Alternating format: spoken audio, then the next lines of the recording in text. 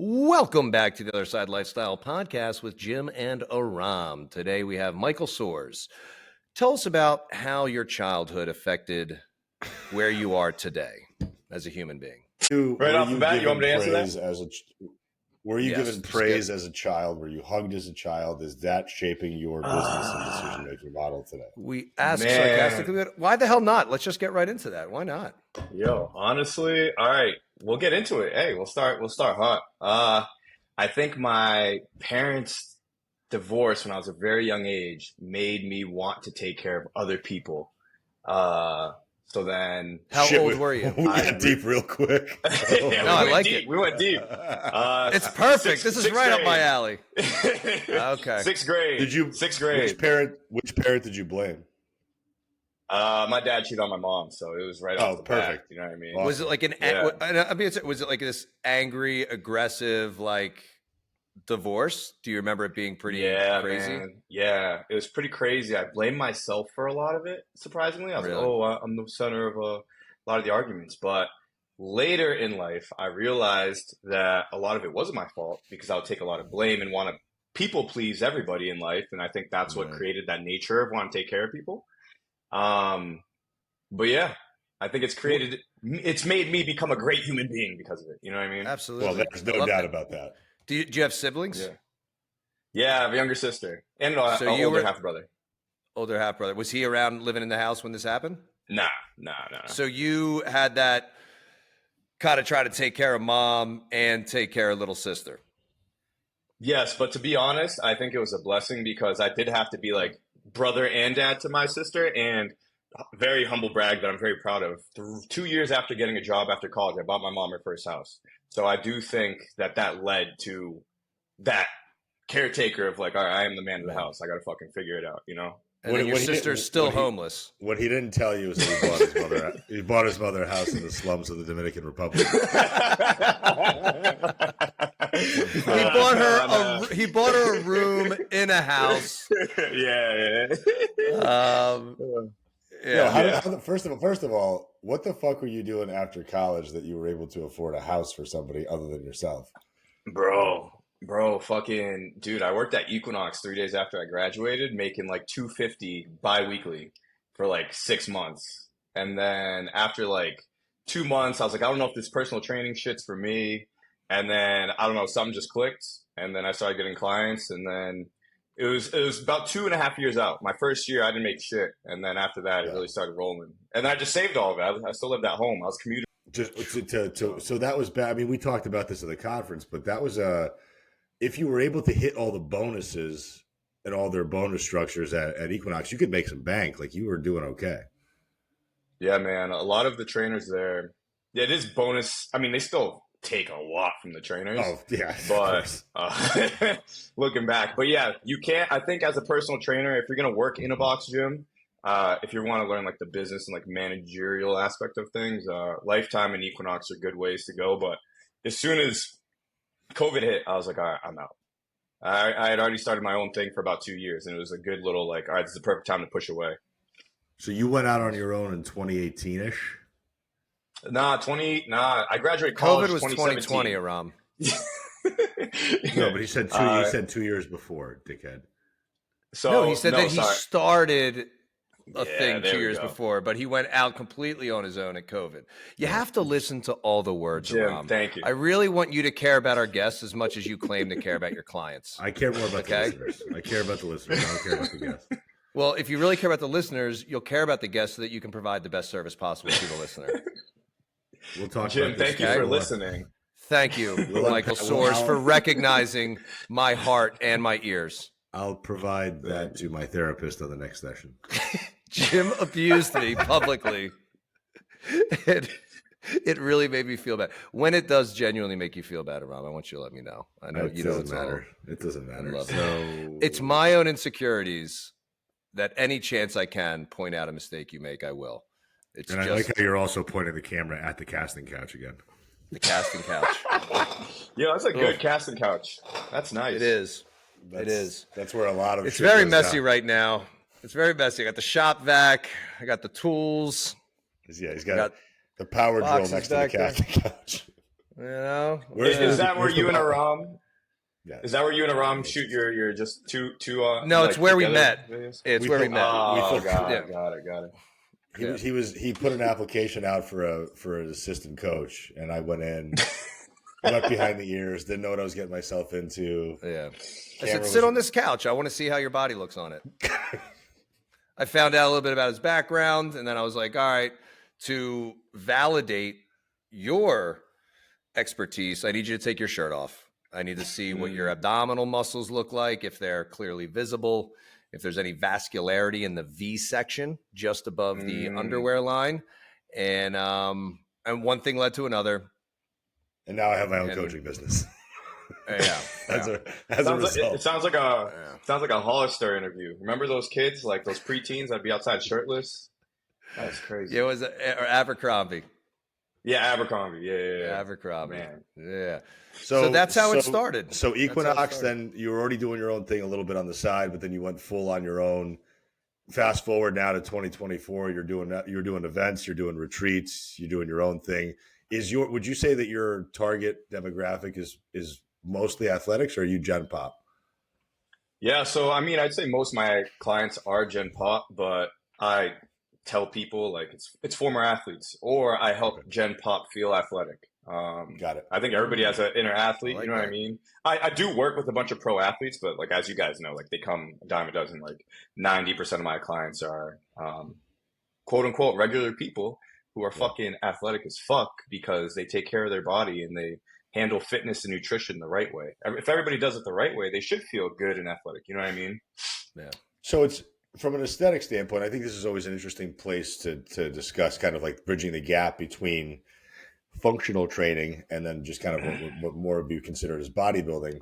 Everybody has this idea that like when you look at an athlete, they want to emulate that athletic body, but they don't realize that sometimes it's genetics, right? Like not everybody's going to look like Aaron Donald just because they train like Aaron Donald. Like Aaron Donald is a freak. The dude looks like a bodybuilder and he's a fucking defensive end. Can you talk to our audience about the disparity in training between what it takes to be an athlete versus what it takes to just focus on your physique? Totally. So many people think you have to do these complex balance on a Bosu ball bullshit, and that's not the case at all. I feel like 95% of the exercises are the same, compound movements. Sure, there could be like different benefits, such as like doing like speed work or tempo work, but is there a time and place to emulate certain sport-specific movements? Yeah. But is that the majority of your movements? No. But still the same thing, compound movements. And like there's quote unquote functionalities to bodybuilding training. You know what I mean? If people want to get bigger, like standing on an unstable surface and doing this crazy exercise ain't gonna get you anywhere. You know what I mean? Like, so yeah, a lot of people think that pro athletes do these crazy exercises. It's like, no, they just do the basics really well. You know what I mean? Yeah, don't fear the man who knows 1,000 punches. Fear the man who's done one punch 1,000 times or whatever. Exactly. That phrase is. Well, it's because you'll see videos of like Saquon Barkley squatting 600 pounds. You'll see videos of, but then you'll also see another video of him doing a deficit one-legged box jump, and it's like, well, and then if the person only saw the deficit one-legged box jump, they're going to be like, oh, that's the way that I get that physique. versus understanding that this guy was one of the strongest kids in college in the history of Penn State, was a genetic freak to begin with, and then he also was able to be athletic at that size, but then look at him now, right? A couple of knee surgeries later, some hamstring tears, and it's not always beneficial to be that size. Exactly. And like to piggyback off that, sure, I do think with my like quote unquote athletic clients, like we do more mobility work and other type of speed work more than an average person who's just trying to look good. Like, yeah, of course. But I do think I could say I do know that having a strong foundation in regards to strength and power gives you the better possibility of being a great athlete. You know what I mean? Yeah. How would you structure a workout for somebody who's coming to you and say, Mike, I want to look like an athlete, but I don't want to do athletic shit. I don't care about my speed. I don't care about my power. I don't care about my strength. I just want to look like an athlete. What would you do with that individual? Yeah, I mean, as you guys know, it depends. But yeah, when people refer to looking like an athlete, they automatically think of like this lean, relatively muscular, not like a pro bodybuilder size, but Yeah, lean, muscular be like, person. oh, you want to look like an athlete? We're gonna get you to look exactly like a lineman. Let's put on Facts, 200. and We'll put on 200 pounds. We'll see what happens. Yeah. yeah, exactly. Yeah. But I mean, most Perfect. people, as it's like, all right, well, it's not the fucking 2 days. It's probably because you don't recover and you're not eating the way you should be eating. You know what I mean? Man. So, but to answer your workout, to, to answer the workout, my bad. To answer the workout question, it's like how you regularly structure most strength workouts, right? Compound movements first. If you're gonna do explosive shit, do it early while you have like stamina. You know what I mean? Do the little. You can superset it depending on the frequency in which they're training, and then do the little isolating shit later. Yeah. I guess point being though, Aram, you're kind of maybe getting at looking athletic and being athletic are two different things. Yeah. Well, the training can be similar. Like you could look athletic and not do maybe all of the athletic quote unquote power movements, and you could still get that physique. You're just not going to have the abilities of the person who's actually athletic. Well, I think there's also a problem because sometimes people will want to do shit that looks and seems fun. Right, like they look at athletic training as something that looks entertaining. It's like, well, like I can get down with doing a whole bunch of different shit and jumping up and down and sprinting and moving side to side. Like there's excitement there. There's a dopamine hit there. If I walk into the gym and you tell me to go squat 3x5 and then take 3-minute rest in between sets, like that's no longer exciting to me anymore. So how are we as coaches able to communicate, I guess, the mundaneness of training to also describe the efficacy of that training to that individual? 100%. I think that's a great question too. And to give you guys a background, I'm a group instructor as well. I run Boston's biggest outdoor workout program. The city pays me, and then every week for about 20 weeks, we have 200 people come. So I do a decent amount of group fitness. And do you wear a headband when you do it? Do you wear a headband? No. I wear a hat though. But there's a lot of confusion when it comes to group fitness and like, oh, I'm trying to get lean and tone. Let me do group workouts. And it's like, I tell people before I start every class, I'm like, listen, this is a group fitness class. We're going to make it as cardio-centric as possible. But like at the end of the day, I'm a trainer and we're going to talk about form. And you guys have to understand that group fitness is not strength-based. Like, sure, technically, could you get a little bit stronger by going to classes if you have no level of class like cardio? Sure. But at the end of the day, it's a community building activity and it's 99% cardio. Like doing 15 box jumps for 3 minutes is not going to make you necessarily jump higher. But if you do burpees in between, it will, and you'll burn more fat. It's just science. Man. You got to look at the data. Science. That's a great I made a point. post a while ago that said your group fitness instructor's body was not created by doing group fitness. Facts. Like these people go and they see these coaches and they're like muscular, toned, all this stuff, and it's like they're lifting. Yeah. They're lifting, doing these basic things. They do not have that body from doing Orange Theory. Facts. Like, it's hard, man. It's hard. All right, bye. That's the end of the episode. That's all you need to know. Because you have to still. Well, I think the responsibility of the coach is threefold. We have the first responsibility, which is don't fuck them up. Like, be as safe as humanly possible. Do no harm. I think the second responsibility is allow them to actually enjoy the process in some way while simultaneously giving them what they need. Because sometimes what they want isn't in alignment with what they're actually telling you what they want. Right? They're saying in one breath, they're like, well, I want to be leaner and show off more visible muscle, but I want to do workouts that have nothing to do with that goal. So for you as a coach, right, you're doing both. You're doing the group fitness shit, but you know that that's not going to be advantageous for them to build the body that they're looking for. And then you're also working with high-level athletes who have already gotten to that level of physique. They don't give a fuck about their physique at all. They just want to perform. So it's that middle ground that's hard. So what conversations do you have with your clients about that? Yeah, keeping it realistic, like you guys are saying, it's our responsibility to be very straightforward. Like, I feel like there's a lot of coaches, or just it's not even coaches in our industry. I think there's a world where there's great NBA players and bad NBA players. There's a world where there's people that are great at their job as police officers and not good. Like the same thing with trainers. There's trainers that are great and trainers that aren't great. And I think it's our responsibility to set our clients up for success where when they're like, oh, I want to go do spin 4 times a week. It's like, well, that doesn't really necessarily align with your goal. But if that's better than doing nothing, great. Let's start there. And then we'll communicate and meet in the middle. You know, our job as a trainer isn't to make the perfect program. It's to meet them where they are and progress them to whatever they need to do in a sustainable manner, because they have to change their lifestyle, to then get them to that goal, you know?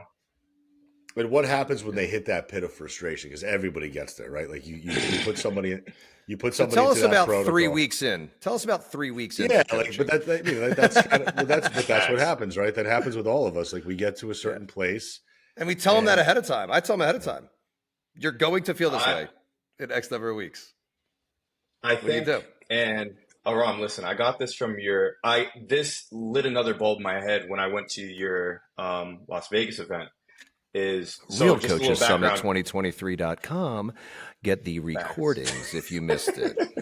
Thank you. It's only $200. It is a $10,000 value. It is for only $200. Or is it $199? It's $199. Oh my God! It's even so. It's cheaper. That's a deal. It is cheaper. 1% cheaper. That's a huge amount. Because what do we always say? 1% better. That obviously makes a difference. So 1% cheaper than the $200. I said. Real Coaches Summit 2023.com. Thank you. That's word from our sponsor. This episode is sponsored by Michael Soares Retreats. All right, we got to refresh what the question was. What was the question? No, you said. How do you keep people bought in? Real Coaches Summit 2023.com. It's going off the rails. Shut the fuck up. All right, I'm speaking from experience. Yeah, at the event, you said you had some you said you had some type of a revelation at the event. Yeah. So speaking from experience, when I was at Equinox, they would rank us all different types of ways, people, how many sessions, all that, but retention. And I was in the top, I think it was 2% out of 9,000 trainers in regards to retention. I worked there for like 5 years. Company-wide? Company-wide. Wow. And so I think I have a thing. I don't know if it'll work or not. Is it like a fucking, you know, you guys, you need that like, you need that like that reggaeton like fucking horn, like, you know what I'm saying? But yeah, I think just having that conversation and keeping them in the loop, like going back to the Real Coaches Summit, treat them like humans. Like I think having that honest conversation with people and telling them like, yo, like we're doing the right things, but maybe you got to do XYZ better, or you're not doing the right things. Like we have to stay caught in, like just keeping the clients in the loop when it comes to being realistic, but doing it in a respectful way. Cause obviously these people are self-conscious. It's a new journey. Like I've trained people for 3 years and they're still a little self-conscious in the gym, even though they look better than everybody in there. You know what I mean? Yeah. Yeah. Those things don't go. We just had Isaac Miller on the podcast. He was okay. And I'm saying this because he's still uploading right now and can listen to this. So I'm just being funny. We're talking about the same thing, like caring about people, treating them like humans, you know, explaining why we're doing everything that we're doing, you know, and I think it's a consistent thing that we hear with guests on here. So hopefully people who are listening really get this concept that it's more than just macros, that there's a lot going on. Oh, he jumped in. He's showing us his face right now. Isaac, the prolific professor. Yeah, I've been at like 99% for like 15 minutes, and I think I realized that it's just 99% now because it's picking up this call, this podcast. I was like, holy shit, this thing's been loading forever, but I'm enjoying the conversation. I like the quick jabs at Aram and making him uncomfortable. It's great. This is going well. You got a 10 out of 10 from me. Even though you said I was just all right, but hey, that's okay. That's all right. You heard that one part. At least I'm doing better than a tuna can. So, maybe we're keeping him on the episode. No. I gotta go. My wife has already texted me like, "That's a long freaking podcast." And you're like, "They're good. Idea. They're good. It's a double hitter." Yeah, that's what happens. That's what happens. When you're probably good then. But yeah, the casting couch. That's phase 2. That's when you know you made it. I would assume you're good then if it's at 99%. All right, I'll see you all later. Michael, great seeing you, dude. Keep being awesome. Later, man. Jim, Thank I you. appreciate you both. Have a great one. Brother Steve. So Michael, when you were at Equinox, and I remember because I worked at Equinox as well, and there was this big, there's always a big, like the way it worked was the sales team in the front, they'd get a new client. They'd put them through that bullshit assessment that we all hated. Which basically basically allowed, the EquiFit assessment, which was the most uncomfortable because in my life I had never done a caliper with anybody, And my first time ever doing a caliper, I had a woman come in. She was probably 60, 70 pounds overweight. And I'm like, well, we're gonna start pinching you in some spots, and I'm gonna need you to take your shirt off. And If we're we like, can make you feel bad, we're like we in can the sell you. We're like in the side of in the side room, like in that Equifit like little area room. I'm fucking sweating. My hands are shaking. I don't know how to use the fucking calipers. Like I'm just so nervous. I'm like, first of all, why the fuck does she need to know what her body fat percentage is? She's 70 pounds overweight. It's not information that we're going to be using at all on the floor at all. There's no conversation about nutrition at that point. So my only role in her life is to get her to understand how to strength train. And I think this is where a lot of people are missing the point, because they go to trainers who don't know anything about nutrition, and they go to the gym and they don't know anything about training or nutrition. And now they think that exercise is this like number one holy grail thing that's going to get them to lose fat. And then they can take every liberty they want outside of the gym and fuck it all up. So talk about the relationship between body transformation and body composition improvement as it pertains to nutrition and training. 100%, man. I think everything you just said is so truthful. And I tell people exercise is like a great habit anchor. And obviously exercise is incredible for a multitude of reasons: cardiovascular health, strength training, mental health, all that. But at the end of the day, if you're working out 6 days a week and you're not seeing results, it's not the workout 6 days a week. It's the nutrition. I've had clients work out 2 times a week because they're busy, and they'll still drop 30 pounds over a prolonged period. And it's because they're eating the right foods, and there's no such thing as healthy and They were unhealthy intermittent food. fasting. They were intermittent fasting. No, they were not intermittent fasting, bro. Keto. Yeah, they were doing keto, Whole 30 and carnivore at the same time. Actually, that's how you. That's how you. Yeah, that's exactly in a 4-hour eating window. 3, actually, 3. Get it right.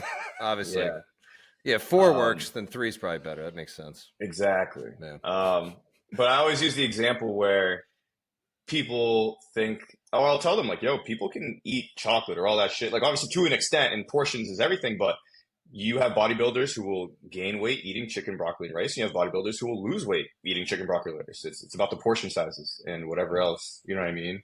So, yeah. It's a hard. How's it been transitioning from? Because are you doing any in person outside of that group in Boston? Oh, you are. Yeah. Okay, so do you have your own facility? You're not with Equinox. What's life looking like for you with online and in person?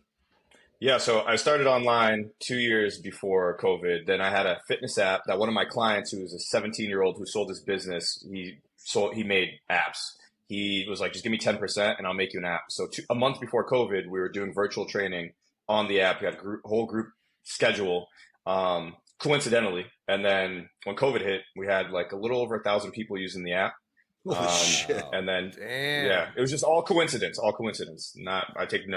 I mean, obviously it worked out, because he got tight, because I was doing 160 sessions a month. He's like, dude, why don't you have more time to train me? I'm like, I don't know. He's like, why don't you make passive income? I was like, what's that? You know what I mean? So I didn't grow up with money. I didn't know what the fuck that meant. All you need are 10 rental properties by the time you're 30. Facts. But then that happened. So then a lot of my clients were already traveling. So I'd do like FaceTime sessions and all that shit. Because the population at Equinox, everybody's quote unquote busy. So then I started doing that. And then after I left there, I still had a handful of clients. I would just train them at studios at their house, doing a lot of travel training. But now I rent out of a nonprofit facility. My rent is a donation to the nonprofit, which is pretty cool. Shout out Inner City Weightlifting. They get people that were previously incarcerated. Once they're out, they help them with whatever it is, housing, jobs. There's a 4-phase program where people that used to be in jail can then become trainers, and some of them make 6 figures now, which is incredible. That's dope. Obviously, it's all dependent on the crime. Like, not everybody's in the program, you know what I mean? But there's not any pedophiles running around teaching. Just one. None of that. Just one, but he's fine. But so I've been doing. So I still have a healthy balance. I do in person 2 to 3 times a week. Probably do like 80 sessions a month, and then I'll balance. That's a lot. That's a big load. It's a lot. Wow. Then I have about 20 online one-on-ones, and then I have 8 trainers under me, and a lot of them will handle my subscription, like the people that pay the like low tier subscription version. That's for the app. Yeah, for the New Human app. Okay. And then what, as far as the event stuff, what are you doing there? Yeah, I love community stuff. I think during COVID we lost all that, so I have like 4 events coming up in the next month Tell before us about the them. event week. Yeah, so one of them is the top of the Prudential. I like to just host really cool events. So there's a Prudential building. I don't know if you guys are familiar with it in Boston. Yeah. They remodeled it, and now it's a gorgeous thing called The View, and I'm going to host a workout up there. And it's just like a great vibe for people to get together. A lot of people that come to my events are pro athletes, and then you have the other side of people that have never done a group fitness workout, and it's like, just come. It's for all levels. People think group fitness is crazy, but like if the instructor is good, they'll promote taking it at your own pace and not going 100 miles an hour, just trying to fucking bullshit move the whole time. Yeah. So yeah, I think the cool thing is just trying to have a great vibe and introducing movement to people so that they can eventually get to the gym and strength train and be more comfortable doing shit by themselves instead of with a friend or two, which there's nothing wrong with that, but you know what I mean? What kind of movements are you incorporating into these group fitness classes, just so people can understand kind of what the overall structure is? Like elbow to knee, Yeah, man. opposite elbow to opposite knee. A lot of that. None of that bullshit. It's all. You're not doing I mean, Shaun like, T hip hop abs. No, I am not doing Shaun T hip hop. I wish I could dance like him though. P90X bullshit. Yeah, that would have been nice. Maybe I should start. No, I'm kidding. A lot of it's just like basic plyometric variations of like the basic stuff: squatting, lunging, hip hinging, push-ups. You can only do so much back work. You know what I mean? Posterior chain stuff. So I try to make sure people are doing as much posterior as you can in a group fitness class. People run. Usually the workouts I host it's a big area outdoors. But I try to make it as balanced as possible. You know what I mean? Are you doing equipment or no equipment?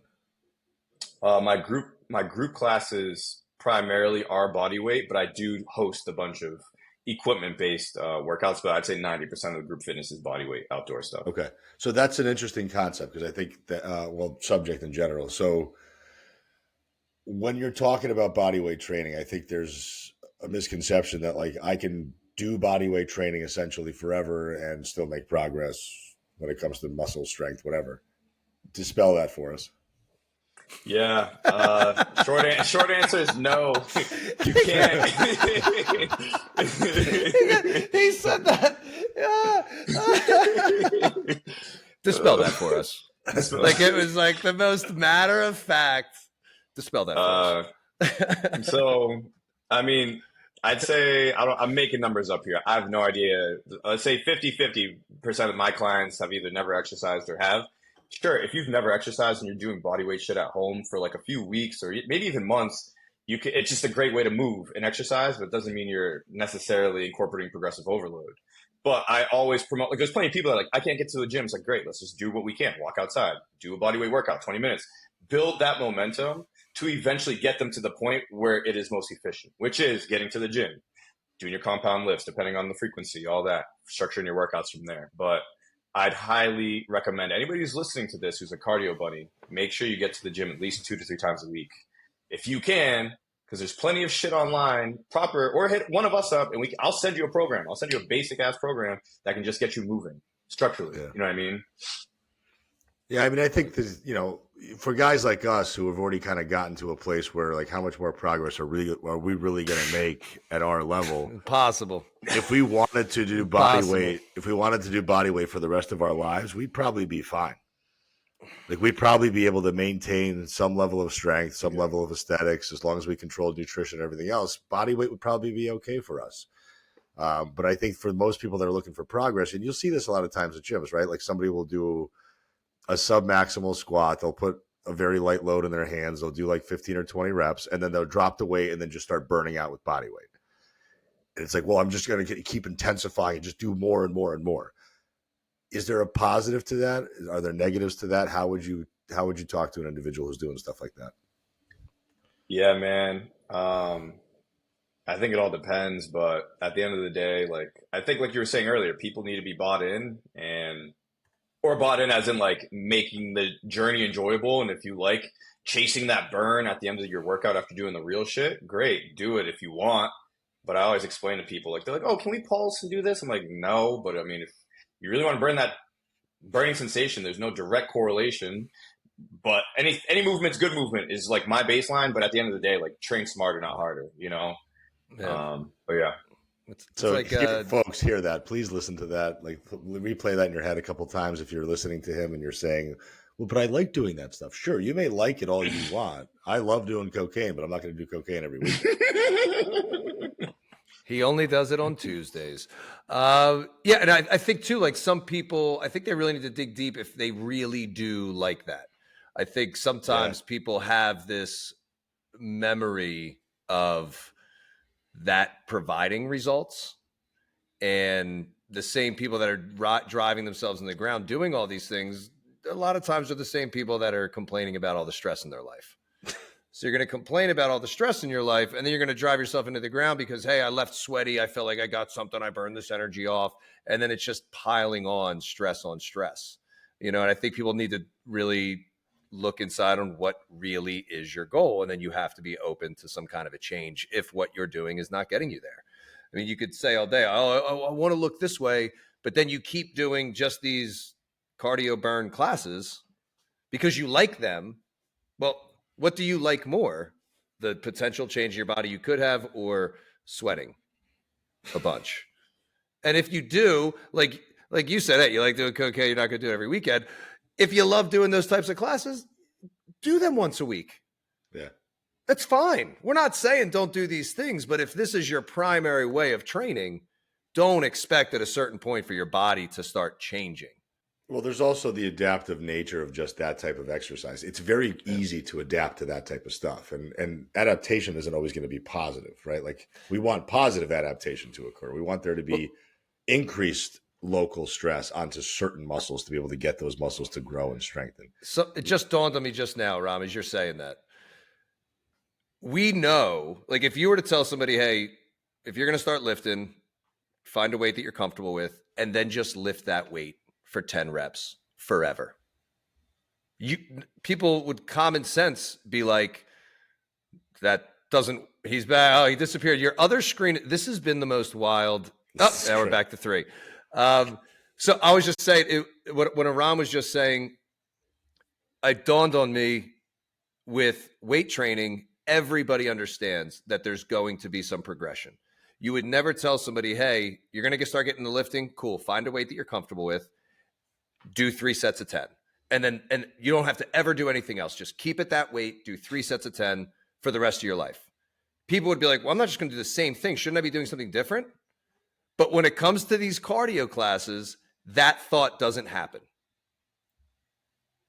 There's not progression in a cardio class. I honestly believe it's because people get emotionally married to certain modalities. Absolutely. Like there's this. But maybe that little analogy could click with somebody who's stuck in that place emotionally. Like, oh yeah, there isn't progression in the stuff that I'm doing. And there needs to be progression to progress. I'm just happy that when Michael runs his classes that he's giving them preemptive conversation prior to. He's talking about form. He's talking about the fact that you're not going to get a lot of posterior chain out of this because there's really no way to pull with body weight. You could push with body weight, but you can't. You pull could do tug of war. Weight. You could start bringing ropes. But you need but now you need implements. Like you're not doing unless you're doing pull-ups or body weight inverted rows. You could hold hands with somebody and pull and resist and pull and resist. You're welcome. Michael Soares group fitness classes just introduced rowing. Body weight rowing. Body weight rowing. That won't be the only thing that they're pulling either, you know. but that you know, there's not a lot of people out there in the space who do group fitness and run group fitness classes with that level of attention because there's always 100%. Like this hype. There's always this hype job. It's like, let's get fired up. Let's just Peloton sweat and burn as many calories as possible. When in reality, it's like, maybe if you have a fucking class in South Florida in the middle of the summertime, you'll sweat a shit ton and you're going to fucking be uncomfortable. But are you actually moving towards the goal that you've set out for yourself? Dude, let's talk about that. Calorie burn or like the Apple Watches or whatever that talk about calorie burn. I got into an argument with somebody I coach online, and they're like, "Oh, my Apple Watch won't connect to your app, and it won't show you how many calories I'm burning." I'm like, "Hey, Good. I'll check it out, but honestly, don't worry about it. It's not a metric I even look at." And then she brought it up again, and I'm like, "Hey, I just want to reiterate, like, It's guesstimating. And once again, it's not a metric I even care for, because you shouldn't even be basing your nutrition off that. Like, sure, at the end of the day, is there like, if you're working hard, you want to eat a little more? Great, whatever. But at the end of the day, like for 99% of Gen Pop, forget that whole calorie burn thing, please. Yeah, you want to know how many calories you're burning, log how many calories you're eating, Yeah. and then see how the scale responds. You're losing a pound a week. You're eating 1,500 calories. You're burning 2,000 on average. Well, I mean, there's some merit in maybe understanding formulaically what your resting metabolic rate is, but any formula will give you that. You can literally go online tomorrow if you truly want to understand what your BMR is to some, I don't know, what is it, a 20, 30% margin sometimes? But who really actually knows? Like, unless you're in a lab setting or unless you're using one of those calorimetry breathe in, breathe out monitors for 2 minutes, like, yeah, okay, so cool. Now you know that you're burning 1,800 calories at rest, but you won't be able to quantify, what if you take 15,000 steps a day? You know, what if you are somebody who is high anxiety, who's tapping their feet constantly, who's fidgeting all the time? You can't account for that stuff. And then you have no idea to any degree of certainty how many calories you're burning during training or during cardio. You have no clue. So you're just guessing. So instead of having people rely on that stuff for progress or for whatever, what kind of metrics are you giving people to pay attention to?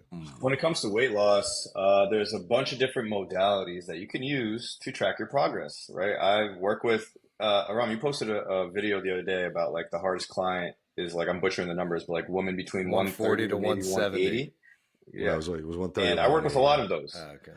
I work with a lot of women like that. And some of them are extremely sensitive mentally to the scale. And I'm like, listen, at the end of the day, your goal is weight loss. Hopefully we can get to a position where mentally you can accept the scale and weigh in. Like, we don't have to weigh in every day, but we can create some sort of progress or whatever to get there. But at the end of the day, like, there's many ways to see how's your energy. Take progress photos. Is your strength going up?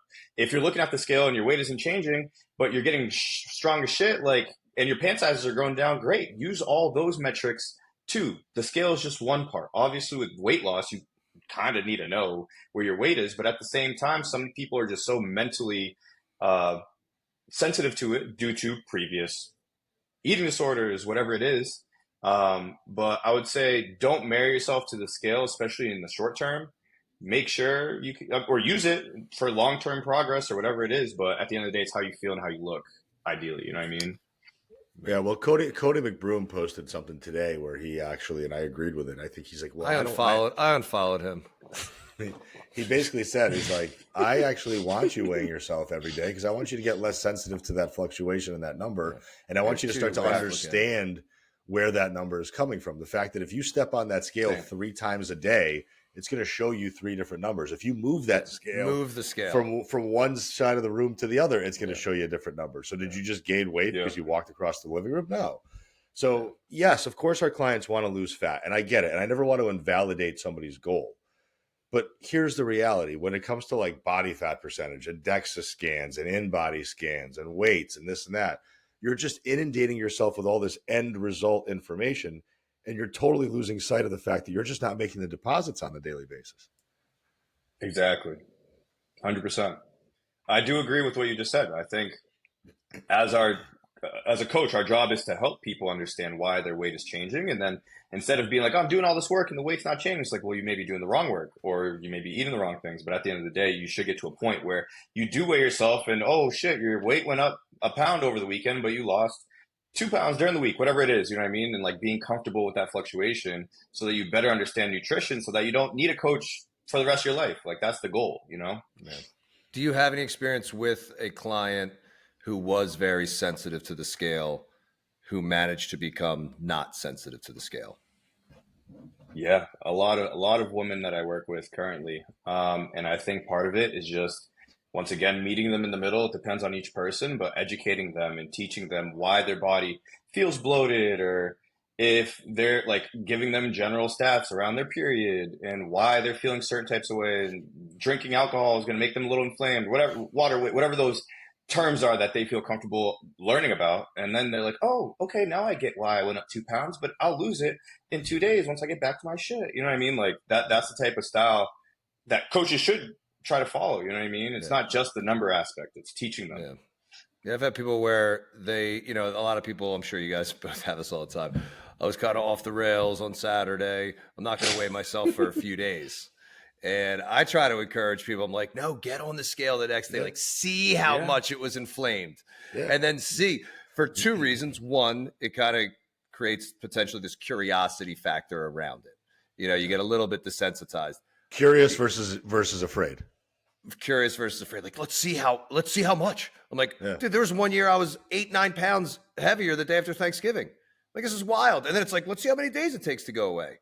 And so I do try to encourage them to do that. The other thing that I don't know why, if you've ever thought this or experienced or had this, where somebody's like, I don't want to get on for a few days. And I'm more afraid because now they have this expectation. And let's just say 3 days later, they're up a pound from Saturday morning and they're pissed off. Well, imagine if you did weigh yourself the next day and you were up 4 pounds and you lost 3 pounds over the next 2 days. You wouldn't necessarily be upset that you were quote unquote up 1 pound because you had that information to know how much heavier you were from all the salt and alcohol and this and that, lack of sleep and blah, blah, blah. Yeah, I don't know. I don't know why I was saying that. Just a thought. And the body's not a fucking time lapse video. Like it's not like nobody has any illusions if they're fat that they're fat. You know what I mean? Like if you're visibly fat, if you're 40+% body fat, right? Like visible, like I have chunks of fat that I know is all over the place. I can't fit into clothes. I have to wear everything is a big worse size. Lately on you.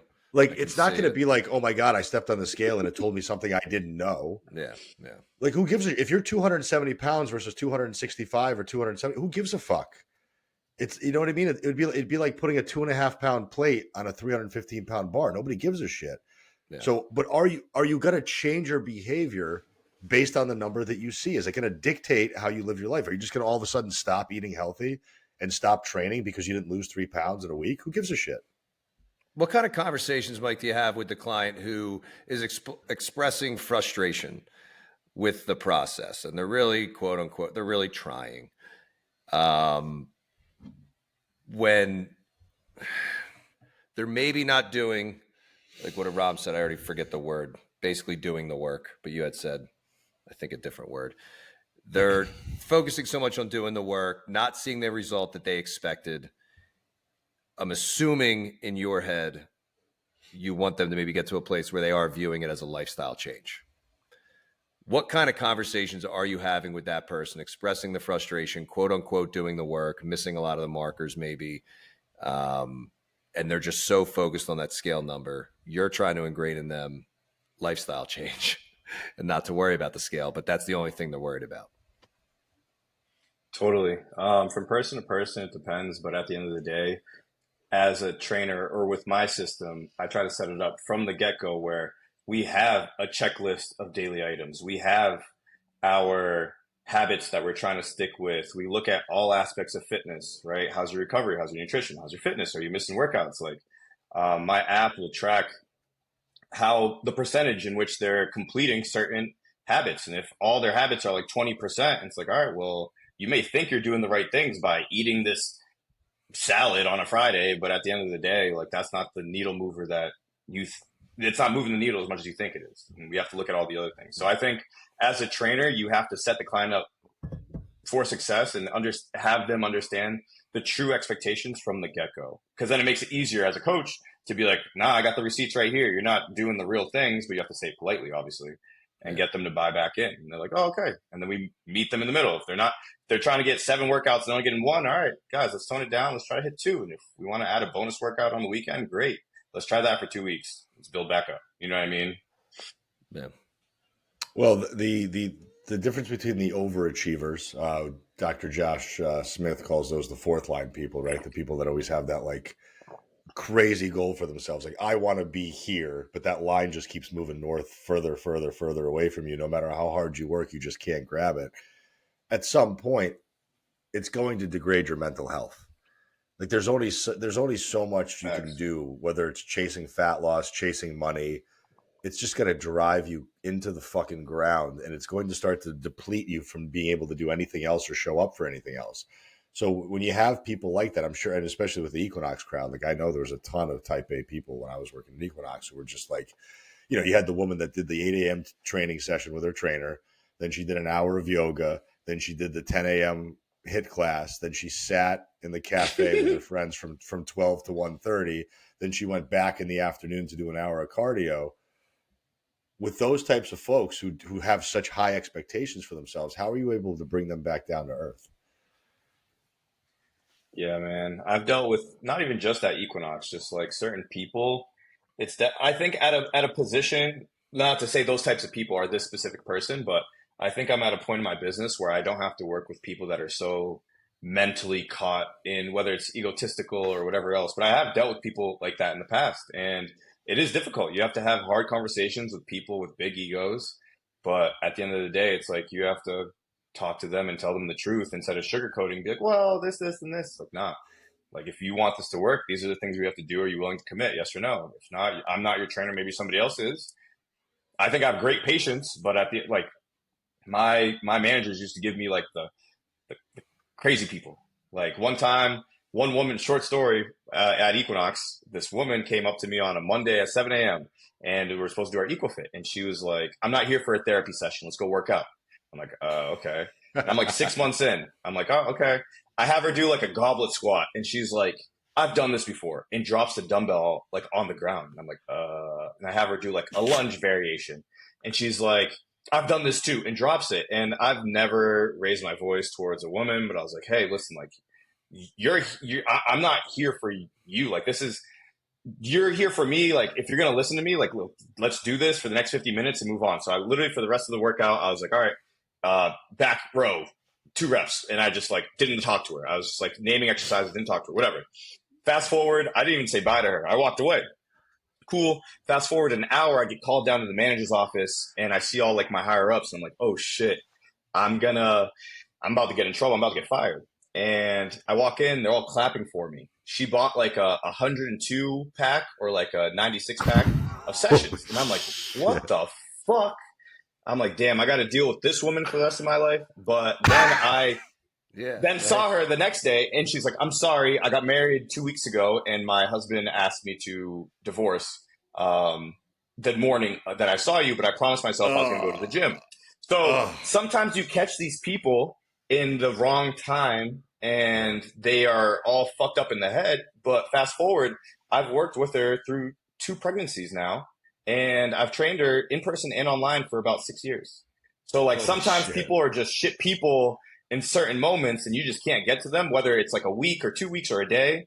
But at the end of the day, if you know how to communicate with people and just treat them like a regular human being, like, people should be coachable, you know? Yeah. Well, I like what you said there, because you're bringing up the aspect that there's going to be seasons in your life where you can go all in. There's going to be seasons in your life where you have to peel back, right? So for this person and this individual, she probably made the choice that she's made naturally before. I'm highly stressed. This is the one place where I can exhibit control. Let me go and get a workout and at least feel good about myself. But she's going to go in there with a shit headspace. We have clients all the time, right? Like, you're going to be on a 3-week track of like everything's falling in line. Kids are fine. Husband's fine. Work is good. I got nothing but runway. And all of a sudden, boom, week 4 hits. And it's like, kids are sick. Husband and I are in a fight. Work is awful. I can't do shit this week. Like, all 3 weeks is just fucking, forget about those last 3 weeks. It was a waste now. It was a waste. Right, exactly. It's like it's that mentality where it's like, what was the point of the last 3 weeks? Since this week, I can't even replicate any of that. What are the conversations that you have with your clients when they have those impossible weeks where time management skills go out the window, prepping doesn't fucking even take any precedent whatsoever, 3 workouts will not ever get done? Like, we're just worried about even getting any water in at that point. How are you managing that client? Yeah, man. I mean, like I said earlier, any movement is good movement. Any progress is good progress. Like, if if their life is shit in the bed, like, obviously we're not going to sit there and count their macros or calories or whatever the case is, whatever they were doing beforehand. It's just, that's the most what can we important do time to to take do care of that. ourselves. That's the most important time to do that. Life is out of control. Yeah. Listen, it sounds like everything's out of control. Yeah. Yeah. Let's try to control one thing. Hit your fucking macros. It's divorce. Immediately download MyFitnessPal. That's going to solve everything. It will. Just kidding. It Yep. will. Yeah, I think It's go hard. ahead. But we're all like that. I think we all have an aspect of like we Mhm. hold ourselves to a familiar standard, and then for whatever reason, life happens and that standard starts to dwindle. A lot of people don't know how to accept that. It's difficult for them. Like even for us, like we've been doing this for so long, and I'm sure there's times where like, Jimmy, you were off from the gym for a month. Yeah. I've been having a shit month this week or this month, and I hit my nutrition maybe 7 out of 28 days so far. But I don't have any illusions that I shouldn't be making progress. But a lot of people that we work with have this expectation that if they hold themselves to this high standard and that standard falls, they don't know how to meet themselves at that new lower bar for a little bit until they can increase the bar again. Yeah, I think if people can get that work that you did for the 3 weeks set you up for that week of chaos. Like you laid a little bit more foundation as you were describing that scenario. I'm picturing, maybe a coach or a business owner or something, and they have this $20,000 month out of nowhere, and they were only $9,000 a month. They all of a sudden they're like, I have $20,000 a month, and then they had to get their roof fixed, and it cost them $18,000, and they could be sitting there thinking, this fucking sucks. I finally make this killer month, and now I got to get a new roof. Thank God you had that killer month. Yeah. Thank God you had that killer month. Thank God you had 3 weeks before all this chaos happened.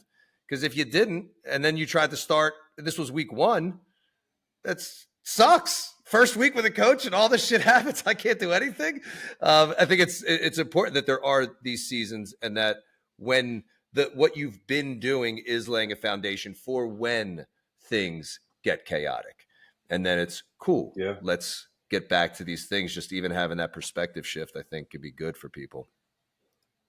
Yeah, fitness is not linear. And I'll use an example. Like this one woman I train, her goal is to just stay where she's at. Not making, like, Great not getting goal. worse is the progress. Love that. Yes. Is the progress. Yeah. You know what I mean? Like, And that it could is be way progress. worse. Imagine. Yeah, exactly. So, Yeah. Not Now, doing anything, was you're that- going to decline. Maintaining that- is progress. Mike, was that her goal to you that she expressed to you, or was that something that you had to work with her on to get to that point? Did you manipulate her into that because you couldn't get results for her? yes. No. Her specifically, she lost 15 pounds, and then it got to a point where I was like, listen, the lifestyle you want to sustain and the effort that you're willing to put is not lining up with the next progression. I have to have that hard conversation. And for her right now, I've trained her for 7 years now, and she's extreme. It's like the highlight of her week. She loves working out, and her goal is to just keep showing up. And she's going to get stronger. And I'm sure she's deadlifted more in the past, and she's not PRing every lift, but her showing up and being quote unquote fit is her progression. You know what I mean? Yeah, absolutely. That's, to me, is the goal. Like, just be happy. Like, you're doing the work to be able to maintain so that you can actually enjoy life. We can't constantly, like, there's other areas in our life that we can chase for progress, if we wanted to. It doesn't always have to be this constant physique improvement that drives people mentally into the ground. And it's not saying like, hey, lower the standards for yourself. It's like you said, your lifestyle that you want, like, you're in a sweet spot right here. It's not worth maybe going, you've made this great progress. Let's live life and enjoy. And then that's what she's doing. It's awesome. Because Rob, your face froze on a really weird spot for me. You're always going to have an opportunity to be able to ramp it up at some point. Yeah. You know what I mean? I'm looking at myself and I'm like, okay, cool. I've done some good things this month. I've done some shit that I'm not proud of. I was also understanding the circumstances of my life being more stressful and more overwhelming. All right, so my physique takes a back seat for 35, 40 days. Dude, you still look good. I saw your post today. It's like, and I get it. We're all fucked up in our this head. This is no different than the 50-year-old woman who you correct. sign up, I agree. who's looking at her 25-year-old self and comparing herself to that version of herself, not realizing or not taking into consideration 3 kids, 2 businesses, and 4 mortgage payments later, that she's a different person now. Yeah. So the standard has to move and slide on that same spectrum that she just doesn't understand. So it's hard because, we're young, fit people that this is not that it comes natural to us, but we've been in this game for a long time. Like you've been an athlete, Mike, your whole life. Like you've been paying attention to nutrition, recovery, training, essentially since you fucking knew anything about it. But we have people that are starting from scratch for day one at 45, 46 years old who've got 25 to 30 years of disordered habits. Yeah, with the expectation of 100%. having what you just described that we have. Yeah. Years of experience. And Yeah. I just wanted to encourage you, Aram, that you are looking good. And I Well, know I that you have appreciate it. that. I know that you have a disordered Aram, you view look great. I know you have a disordered view of your body, and I know you've been leaner, but I think you look good. But Honestly, I don't fucking care. I talk. I about love the that for fact- you. I love that for you. I'm being serious.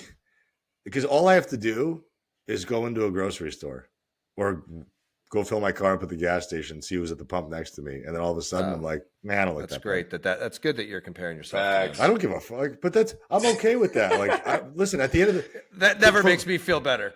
But no, for us to be here, sitting here, hypocritically telling you that like you shouldn't compare yourself to other people, that's just unrealistic. That's human nature. We're going to do ourselves. that. Yeah, I'm It's just saying just- you're choosing the person at the gas station to compare yourself to. I just Why do you think I haven't been inside the fucking public gym in 2 weeks? Because I'm gonna see motherfuckers who are 26 years old with fucking tank tops on that are jacked and lean. Yeah, but are you a tank top wearing guy at the gym? No, but Okay, I so don't want to walk in there when I'm mentally vulnerable and having a shit week, and now I'm gonna go look at like. Did you cut the stomach area of your t-shirt? How old are you guys? Why? I'm 40. How old are you guys? 45. I'm 45. Damn. I know. thought y'all I were look like pushing unbelievable. 50. I know. I look unbelievable. 44. Fucking I understand you cocksucker. saying that about him, and possibly some of the grays in the beard, but I look unbelievable. I got plenty of grays. 29, I got plenty of grays. 29, Look what Jesus. Equinox does to you. So what's Yeah, next so- for Michael? What's next? Is there anything coming up that like, outside? Yeah, I want to know of about just these the retreats. Yeah. Yeah, man. Two of my friends. So one girl or woman, Sam, she's one of my best friends. She's my college buddy. We took like almost every class together. She owns, I believe, two gyms. She's a firefighter. She coaches cheerleading. She works for O2X, where she travels across the country and does seminars for tactical athletes, so like police, military, all that, and like does flips real estate. So like she does a lot. She's incredible. Jesus. So her and I, My And my boy cheerleading who's a coach sports- is a firefighter. yeah, she's badass. But Awesome. and then my boy Pat was the one who I stayed with when I came to Vegas. He's a sports nutritionist for Impact Basketball in Vegas. Oh yeah. Us three, we're like, yo, we have a great network. We love doing these. Between us three, we've done like a little over 200 seminars. So we were like, let's just make this cool and travel. We all love traveling. So we created a company called Thrive Map, and we're hosting a fitness retreat. But it's not like, come here and you're going to lose 10 pounds because we're going to work hard. It's like, we're trying to help people get out of this stressful, procrastinating mindset of like, I can do better, but I just don't know what to do. It's like, come to the fitness retreat. You'll learn a bunch of golden nuggets from different coaches that speak about nutrition and have different opinions, or like learn a little bit about time management and mental health. And ideally by using fitness as the vehicle to improve other aspects of your life. Because when you take care of yourself, right? Like you can't pour out of an empty cup. If you're not taking care of yourself, you can't take care of other people. You know what I mean? Man. I know I ignored your request, but I am available to speak at that. I know you had asked me a bunch. Where? What I kind cleared of my schedule. destinations are you looking at? Where are you guys going? You staying in the room that your Yeah, mom man, lives we're in the going- Dominican Republic? Yeah. In her house? In her house room? Yeah, we're fitting everybody in there. Now, Sam, of course, had a connection with a place called the Lodges on Vashon, which is a Vashon Island. It's like an island off of Seattle. So we rented like 16 Airbnb lodges there, and we're gonna host it out there. So I'm really excited. Yeah, I saw that post, and I would not have guessed that was Seattle. Yeah. I didn't know either. I flew out last week. I flew out there for 24 hours just to go check out the island. I literally Yeah. went from Boston to Seattle and back in 24 hours. Yeah. So That's a People would rough think trip. it's some exotic place. mhm. I'd Did we like just to die check. off? I'd like to check one of those out. Pull Yeah, up. let's go. Let's go. How many people can join this event? What's the capacity? 25. We have it capped at 25. We have like 21 people signed up right now. That's awesome. But a bunch of applicants, but we're trying to keep it in-house, you know what I mean? So we don't have people like Aram come. Like we want to have people That's that we know, you understandable. know? That's I don't understandable. blame you. Yeah, I don't blame you. it's a health retreat, Aram. Yeah, Okay, you don't need me- so you none of don't your need me coming there. extracurriculars. You don't need me coming up in there with my low self-esteem and my bad body image fucking shit up. Yeah, if Aram goes, just make sure all the workouts are yoga based, Oh, facts. I- All right. Sounds I'd be good. fine with that. or plyometric based, so we can rip another then Achilles. then I'm fucked. If it's plyometrics, I'm fucked. I want to see. Aram, we got to do a yoga class together. I want to watch. I have so my goal, Mike, just so you know, and I'm going to put this out in the universe, and you're a basketball guy. My goal is to be Just on a a touch net. is to be on a recreational basketball league by next year. Why? Because I want to be on. I miss playing basketball.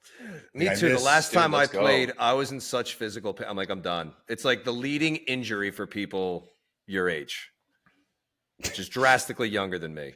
Yeah, my age. I mean, Dude, listen, it's like the number one thing. It's so much. I'm done. I love it, but I can't. The last time I did like pick up basketball, I was so sore for days. Like I can't do it anymore. do you still play any Yeah. sports, Mike? Or are you just straight working out now?